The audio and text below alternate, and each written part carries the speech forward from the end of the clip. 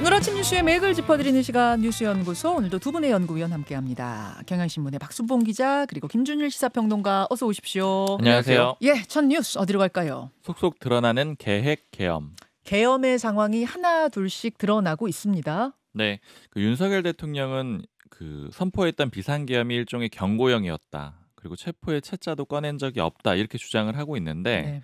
이거하고는 좀 반대되는 그런 정황들이 언론 보도와 또 민주당 주장으로 제기가 되고 있습니다. 일단 그 햄버거집 회동했다는 그 조직이요, 전현직 정보사령관이 중심이 된 그 조직, 이름이 수사 2단 맞습니까? 네, 그렇게 지금 민주당에서는 부르고 있는데 이 정보사령부가 계엄 날에 수사 2단을 만들려고 했다라고 주장을 하고 있는 거고요.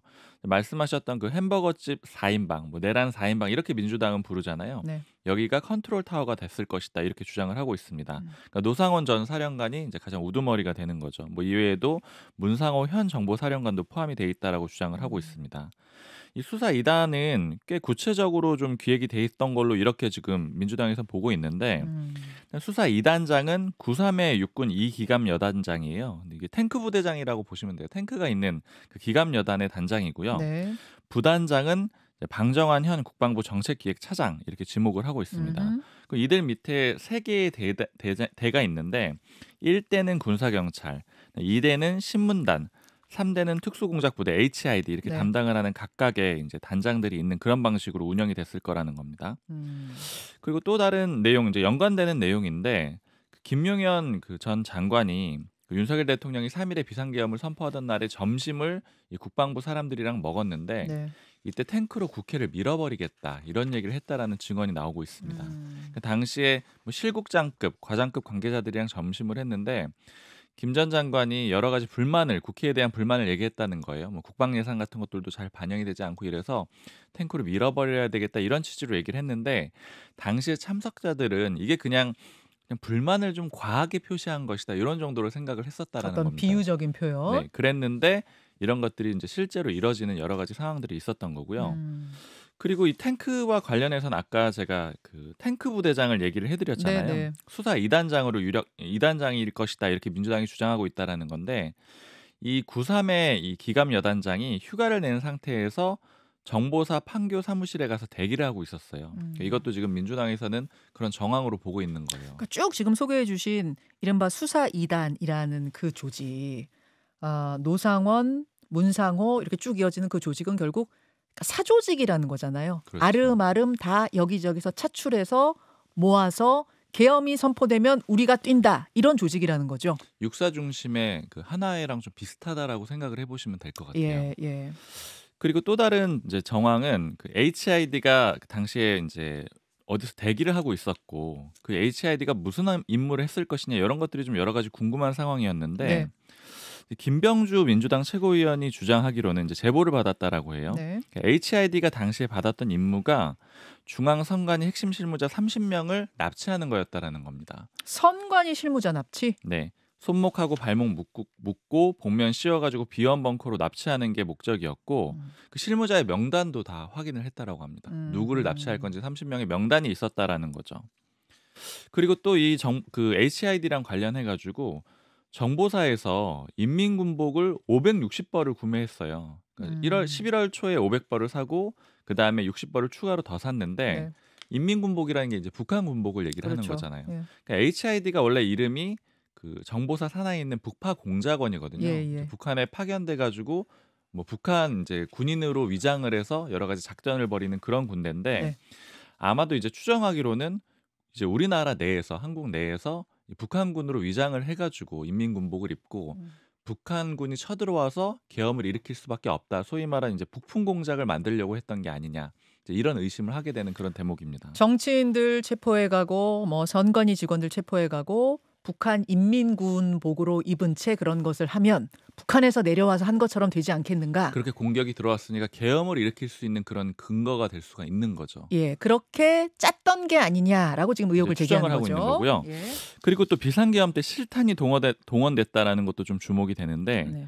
일단 그 707 특수임무단 그 707이 와 있었잖아요. 근데 네. 707이 적용용 소총을 가지고 있었다라는 것도 확인이 됐고 음흠. 뭐 이외에도 삼단봉, 테이저건, 그다음에 드론 재민건, 그러니까 드론 무인기를 무력화하는 그런 장비거든요. 네. 그리고 특히 기관단총을 든 특전사 병력도 있었습니다. 음. 그리고 이제 실탄을 방금 말씀드렸는데 707에는 실탄 3,960발, 공포탄은 1,980발이 이제 들어갔고요. 그 육군 수방사에는 실탄 5,048발, 그다음에 공포탄 2,939발이 들어갔는데 다만 군에서 해명하기로는 이게 개인별로 지급이 되진 않고 차량이나 헬기 탄통 있잖아요. 거기에 통합 보관한 상태였다라고 합니다. 예, 예. 아니 참 이게 들을수록 너무 영화 같고 비현실적이어서 참 어이가 없습니다. 그러니까 롯데리아 회동도 그렇고 또 거기를 주도한 전직 정보사령관이 뭐 점집을 했다는 것도 그렇고 북한 인민군복을 입고 북한이 한 소행처럼 꾸미려고 했다라는 의혹도 그렇고 다 너무 비현실적이에요, 김준일 평론가. 예, 뭐 매우 계획적으로 이게 준비가 됐다라는 것들이 계속 이제 조금씩 드러나고 있고 뭐 박순봉 기자가 잘 설명을 했는데 그러니까 지금 헬기가 12대가 지금 동원이 된 거예요. 그러니까 그리고 버스가 뭐 45인승 버스 26대 포함해서 107대가 운용이 되고 예. 탄약도 10,000발 정도가 확인이 된 건데 아직 뭐 공수 139 여단 같은 경우에는 얼마를 탄약을 가져가는지 밝히지 않은 상황이에요. 방첩사도 마찬가지고 그러니까 예. 실탄도 꽤 더 많이 가져갔을 때 그러니까 거의 전쟁 치르듯이 이제 나갔다라고 이렇게 보시면 될 것 같고요. 이게 굉장히 오래전부터 이제 준비했다라는 징후들이 여러 개서 나오는데 오늘 좀 눈에 띄는 게 하나가 있었더라고요. 한겨레가 보도를 했는데 네. 지난 3월 말에 예. 신원식 당시 국방부 장관 그리고 조태용 국가정보원장, 김용현 대통령 경호처장을 윤석열 대통령이 모아놓고 비상계엄을 실행하겠다라고 아주 구체적으로 얘기를 했다라는 거예요. 3월이면은 총선 전이네요. 그러니까요. 이게 중요한 게 4월 총선이 있었는데 총선 직전입니다. 그러니까 이게 기억하시겠는데 그때 4월 1일에 대통령이 대국민 담화 51분 동안 예, 이제 예. 의료개혁 관련해서 본인이 얘기를 하고 막 여당에서는 뒤집어지고 막 이런 과정이 있었잖아요. 그것 때문에 이제 지지율이 더 낮아진 그 담화요. 예, 그거 전이라는 거예요. 그러니까 이미 전에 이게 지금 소위 말해서 폐색이 어느 정도 드리워지고 있으니 이거를 지금 엎어버리려고 총선을 인정하지 않고 엎어버리려고 한 거 아니냐. 아니, 선거도 치르기 전이었잖아요. 결과를 모르잖아요. 근데 용산에서도 이미 어느 정도 알고 있었던 거 아니냐. 그러니까 패배가 좀 확실시 되니까 이렇게 하려고 한 거 아니냐. 매우 구체적으로 그 얘기를 해가지고 뜯어 말렸다라는 거예요. 거기서. 3월부터 이미 계엄 이야기가 음. 그런 석상에서 주요 인물들이 모여 있는 석상에서 나왔다. 예. 야, 이게 그러면은 이 계엄 지금 계엄 얘기를 들었다라고 하는 사람이 한둘이 아니잖아요. 증언자들이 꽤 많이 나오고 있는데 이 정도로 이야기 들은 사람이 많았다면 밖으로 안 새 나올 수가 없었겠네요. 그러니까요. 그러니까 우리가 계엄 민주당에서 계엄을 준비하고 있다 이런 이야기할 때 그게 말이 되나 너무 비현실적이다 했지만 이런 식으로 얘기하고 다녔었다면은 민주당한테도 들어갔을 상황이었겠네요. 그러니까요. 예. 그리고 지난해 12월 말에도 이제 신원식 국방부 장관, 뭐 조태용 당시에는 이제 안보실장 그리고 예. 김명수 합동참모본부 의장 등을 불러서 얘기를 했는데 이때는 좀 세게 아주 직접적으로 얘기는 하진 않았다라고요. 근데 어쨌든 그때도 작년 1년 전이에요. 그러니까 거의 1년 예. 전부터 계엄 얘기가 나왔다라는 거고 MBC 보도가 좀 눈에 띄는데. 정보사령관을 바꾸려다가 국방장관이 교체가 되면서 이제 계엄이 출발했다라는 게 무슨 얘기냐면은 지난 7월에 블랙요원 정보사령부 산하에 블랙요원 명단이 유출된 게 있어요. 그때 난리가 났습니다. 그때. 난리 났었어요. 예, 예. 예. 그러니까 이 사람들은 요출이 되면 더 이상 요원으로 활동을 못하기 때문에 그때 국회 국방위에서 강하게 질책을 했고요. 네. 당시에 신원식 국방부 장관이 8월 8일에 국회에 나와가지고 이거 다 책임지겠다. 이거 다 개혁 조치하겠다라고 얘기를 했는데 그 다음에 나흘 뒤에 인사가 납니다. 그래서 김용영 경호처장이 국방부 장관으로 가고 신원식 국방부 장관이 이제 안보실장으로 가고 예. 장호진 안보실장이 이제 뭐 특보로 가고 이런 거가 있었단 말이에요. 이게 그러니까 정보사령부 관이 결국은 유임이 됐단 말이에요. 그 정보사령관이 지금 노상원하고 만나가지고 롯데리아에서 버거 먹고 지금 다 했다라고 하면은 이게 지금 이때 아주 구체적으로 시발점이 된 거다. 뭐 이런 얘기들이 좀 나오고 있고요. 네. 노상원 이거는 좀 재밌는 건데 조선일보가 오늘 아침에 보도를 했는데 네. 노상원 정보사령관이 계엄 두세 달 전쯤에 김용현 국방부 장관에게 이런 얘기를 했다는 거예요. 윤석열 대통령이 올해 운이 트이니까 이 시기를 놓치면 안 된다라고 조언을 했다는 겁니다. 그러니까 올해예요. 내년이 아니라 올해. 예. 그러니까 계엄을 올해 해야 된다라고 노상원 그래서 돌팔인 것 같다. 제가 보기에는 일단 노상원은. 그러니까 이 노상원 전 정보사령관이 그러면 군대에서 옷 벗고 나와가지고 점집을 차린 거예요. 지금 안산의 모범 역술인, 뭐 모범 무속인 이런 것도 받았던데. 뭐 아기보살이라는 사람하고 같이 이제 동업을 한 거예요. 동업을 한 걸로 알려져 있는데 얼마나 자기가 직접 점을 본 거는 아닌 것 같은데 어쨌든 굉장히 깊숙이 같이 운영에 개입을 한 걸로 좀 보입니다. 예. 예, 올해 운이 트이니까 이 시기를 놓치면 안 된다. 올해가 가기 전에 계엄을 해야 한다. 그러니까 돌팔이인 거는 맞는 것 같습니다. 운이 희한하게 트였네요. 예. 알겠습니다. 이 이야기는 오늘 뭐 뉴스닥에 좀 준비가 돼 있으니까요. 거기서 더 해보기로 하고 일단 두 번째 이슈 넘어갑니다. 윤 성탄절 출석? 예, 윤 대통령의 시간 끌기 수사 거부가 계속되고 있는데 일단 성탄절에 나와라라고 또다시 통보를 한 거죠. 수사기관에서. 네.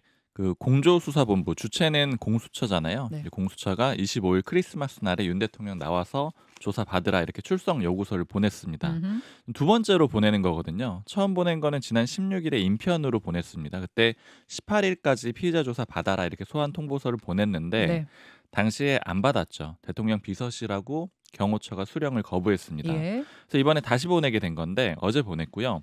25일 오전 10시에 그 정부 과천 종합청사에 공수처가 있거든요. 여기 청사로 나와서 조사를 받아라 이렇게 다시 한번 보냈습니다. 예.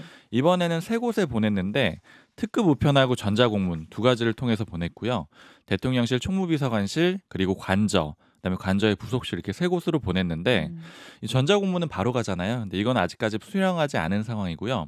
우편은 아직 도달을 안 했을 걸로 보입니다. 근데 여태까지 쭉 흐름을 보면 윤 대통령의 전략이 수사기관이 불러도 안 가고 소환 조사에도 응하지 않고 또 헌재가 보내는 서류도 안 받고 변호인도 선임 안 하고 이런 식으로 좀 시간 지연하고 있잖아요. 네. 그런 전략 기조로 본다라고 하면은 이번에도 안 받을 가능성이 좀 있습니다. 공조본에서 나와라 하는 그 통보서를 아직 받지도 않고 있다. 그러면은 25일 출석을 통보한 건데 25일에 출석 안 할 가능성이 더 큰 거예요? 그럴 가능성이 지금으로서 좀 높아 보여요. 예. 그리고 헌재가 보내고 있는 서류도 역시 안 받고 있다라고 말씀드렸는데 헌재 서류라고 하면은 이제 심판 개시한다 요 서류요. 네. 이게 계속해서 지연이 실제로 되고 있습니다. 헌재가 지금 탄핵 심판은 바로 시작을 했거든요. 14일에 탄핵안이 가결된 다음에 바로 시작을 하고 그랬는데 진행을 못 하고 있어요. 그러니까 아까 말씀드린 대로 서류를 안 받고 있어서 즉 윤석열 대통령이 협조 안 하고 있어서 그런데 헌재가 지난 16일부터 20일까지 여러 번 뭐 우편, 인편으로 서류를 보냈거든요. 네. 뭐 탄핵 심판 접수 통지서 이거 아까 말씀해 주신 거고 네. 또 출석 요구서도 보내고 또 준비 명령도 보냈는데 윤 대통령은 아무것도 받지 않았습니다. 그러니까 어떻게 안 받고 있냐면은 관저로 보내면 경호처가 안 받아요. 그래서 다시 대통령실로 보내면 여기는 윤 대통령 여기 없다. 받을 사람 없다. 이렇게 말해가지고 소위 말하는 뭐 이렇게 뺑뺑이를 돌리는 식으로 이렇게 안 받고 있는 그런 상황이고요. 참 그거 헌재에서 심판 개시합니다. 저 심판 시작하는 거 아세요?라고 하는 걸 보내야 그 사람이 인지했다 해가지고 심판을 시작할 수 있는데 그것도 안 받고 있고 맞습니다. 저 수사기관에 조사받으러 와라 하는 것도 그 통지서도 안 받고 있고 이거 어떻게 하겠다는 겁니까? 계속 시간 끌기라고 이해를 할 수밖에 없는데 헌재 입장에선 머리가 좀 아픈데 여러 가지 방법들이 있어요. 뭐 예를 들어서 이걸 송달된 것으로 간주하는 그런 방법도 있습니다. 왜냐하면 이렇게 보냈다라는 증거는 있는 거잖아요. 예. 그걸 토대로 그렇게 할 수는 있는데 이제 문제는 워낙 중요한 사건이고 특히 윤석열 대통령이 법적으로 공방을 벌일 걸로 좀 예상이 되잖아요. 예. 그러니까 이런 하나하나의 절차마다 문제 삼을 수가 있기 때문에 이왕이면은 절차를 다 지키면서 가려고 깔끔하게 하는 하고 거죠, 싶은 지금. 거죠. 그래서 신중하게 가고 있는 상황인데 그래서 헌재가 오늘을 그냥 이제는 받은 걸로 좀 간주를 할까 요거를 좀 검토할 걸로 이렇게 그래요? 좀 오늘 그렇게 검토해 볼 거라서 확정은 아니고 아하. 검토를 하고 있는 상황이고 예. 이런 대통령은 여태까지는 좀 없었습니다. 그러니까 두 번의 탄핵 심판 과정이 있었잖아요. 네. 이제 앞서서 2004년에 노무현 전 대통령 사례가 있고 2016년에 박근혜 전 대통령 사례가 있는데 두 전직 대통령은 다 적극적으로 협조를 했어요. 예를 들어 노무현 전 대통령은 탄핵안이 가결된 다음 날에 서류가 송달돼서 바로 이제 수령을 했고요. 네. 박근혜 전 대통령은 그 당일에 했습니다. 탄핵안 가결될 당일에 바로 접수를 했는데 지금 윤석열 대통령은 14일에 탄핵안이 가결됐고 지금 오늘 기준으로 보면 9일이 지났잖아요. 그러니까 네. 9일이나 이미 지연을 시켰으니까 그게 목적이라고 한다면 윤 대통령 입장에선 효과를 내고 있는 상황입니다. 자, 김주희 평론가 어떻게 보세요? 뭐 이거는 저기 노무현 박근혜 대통령하고 비교할 건 아닌 것 같고요. 제가 보기에는 전두환 씨랑 비교하는 게 맞는 것 같습니다. 전두환 씨도 뭐 이제 헌재로 가지는 않았지만은 수사할 때 이제 출석을 안 하고 끝까지 버티다가 지금 체포하겠다고 하니까 나와가지고 골목에서 성명 발표하고 그랬거든요. 예. 역대 대한민국 대통령 중에서 가장 좀 비겁한 행동을 하고 있는 거 아닌가 개인적으로는 좀 그렇게 보입니다.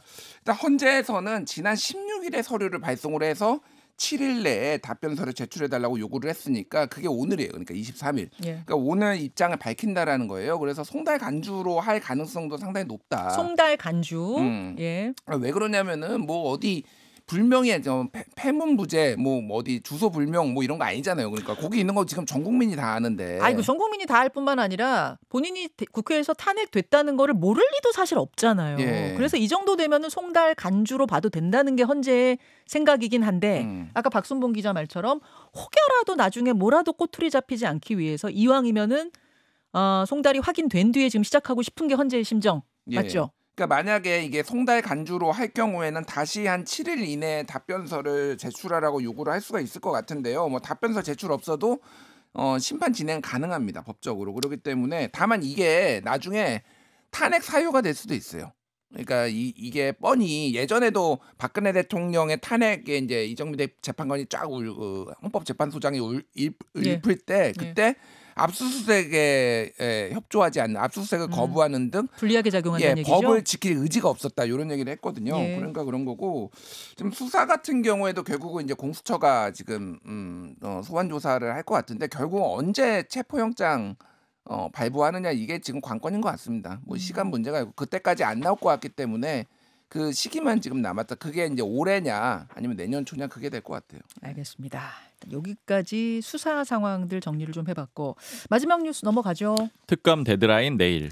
예, 이게 무슨 얘기냐면은 이제 한덕수 권한대행이 6개 정책 법안에 대해서는 거부권을 행사했어요. 그리고 남은 게 2개의 특검 법안. 하나는 김건희 특검, 하나는 내란 특검. 요거에 대해서도 거부권을 행사할 것이냐? 아니면 그냥 선포할 것이냐? 요 기로에 놓여 있는데 민주당에서는 빨리 하라고 지금 압박하고 있죠. 네, 24일까지 공포하라고 압박을 했고요. 안 하면 책임을 묻겠다, 즉 탄핵을 하겠다 이렇게 압박을 해놓은 상태입니다. 쉽게 얘기하면 빨리 그것도 수용을 해라 이런 입장인데 원래는 기한이 공식 기한은 1월 1일까지 아니에요? 네, 거부권 행사 기한이 이제 정부 이송된 다음에 15일이어가지고 내년 1일까지 하면 되는데 그날은 휴일이니까 12월 31일까지 해야 될 거다 이렇게 예측을 했었는데 민주당에서는 일주일 당기려고 한 겁니다. 그러니까 한 권한대행 쪽 좀 취재를 해보면은 숙고하겠다 그리고 의견을 많이 수렴을 해보겠다 이런 입장이어서 원래는 연말까지 좀 끌고 가고 싶었던 것 같아요. 그런데 민주당이 데드라인을 일주일 당겨버린 그런 상황이 됐습니다. 그런데 지금 한덕수 권한대행은 모든 안건마다 여야 사이에 끼어 있거든요. 그렇죠.